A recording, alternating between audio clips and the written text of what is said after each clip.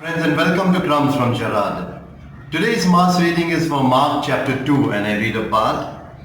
One Sabbath, Jesus was going through the grain fields, and as he made their way, his disciples began to pluck heads of grain.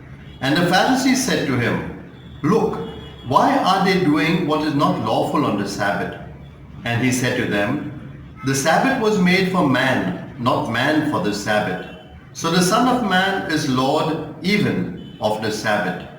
The Pharisees said that what the disciples were doing was unlawful for the Sabbath. What were they doing? Were they robbing? No. The book of Deuteronomy says they could pluck grain while walking through a field, but you can't use a sickle to take grain from your neighbor's field.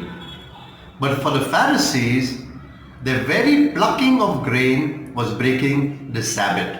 Because the Pharisees were scrupulous and they had 39 categories of things that couldn't be done on the Sabbath. And here they were breaking 4 rules on the Sabbath. 1, they were plucking, so that means harvesting. 2, they were threshing because they were rubbing it in their hands.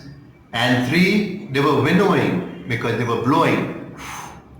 And 4, they were preparing a meal. And all of these 4, according to the scrupulous Pharisees, was not to be done. Now Jesus reminds the Pharisees, the Sabbath is made for man, not man for the Sabbath. In other words, Jesus is saying the Sabbath is something to help us to live our lives right. And the 10 Commandments says, so you may rest. One day in the week you may rest. And that is the spirit of the law of the Sabbath. So therefore now we need to realize whenever we have a law, there is just the law in itself and there is the spirit behind the law. It is good that we have laws because it gives us a kind of framework in which we live our lives and we don't need to keep deciding for everything. We just live the law. But the important thing is to understand the spirit behind it and therefore we can be guided so that we follow the spirit.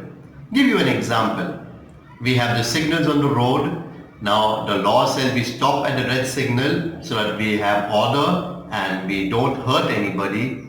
But if an ambulance goes, the very spirit of the law says so that to save lives, let the ambulance go through.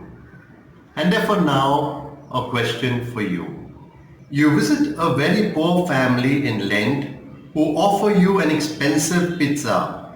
You know they have made a sacrifice to buy it just for you. You have decided not to eat in between meals during Lent. Now, what do you do?